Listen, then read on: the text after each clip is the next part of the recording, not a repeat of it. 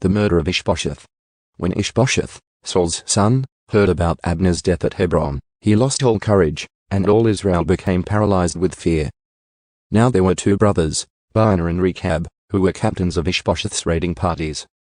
They were sons of Rimmon, a member of the tribe of Benjamin who lived in Beeroth.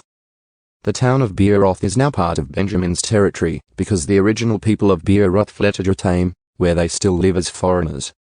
Saul's son Jonathan had a son named Mephibosheth, who was crippled as a child. He was 5 years old when the report came from Jezreel that Saul and Jonathan had been killed in battle.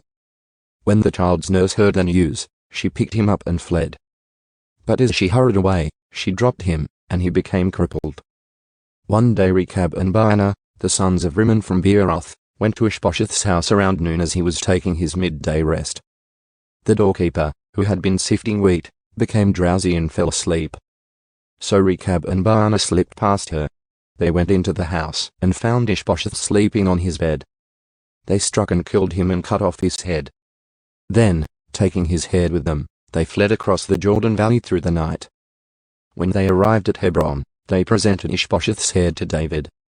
"Look," they exclaimed to the king. "Here is the head of Ishbosheth, the son of your enemy Saul, who tried to kill you.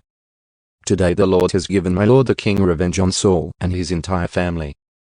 But David said to Rechab and Baanah, "The Lord, who saves me from all my enemies, is my witness. Someone once told me, 'Saul is dead,' thinking he was bringing me good news. But I seized him and killed him at Ziklag.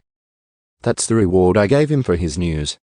How much more should I reward evil men who have killed an innocent man in his own house and on his own bed? Shouldn't I hold you responsible for his blood and rid the earth of you?" So David ordered his young men to kill them, and they did. They cut off their hands and feet and hung their bodies beside the pool in Hebron.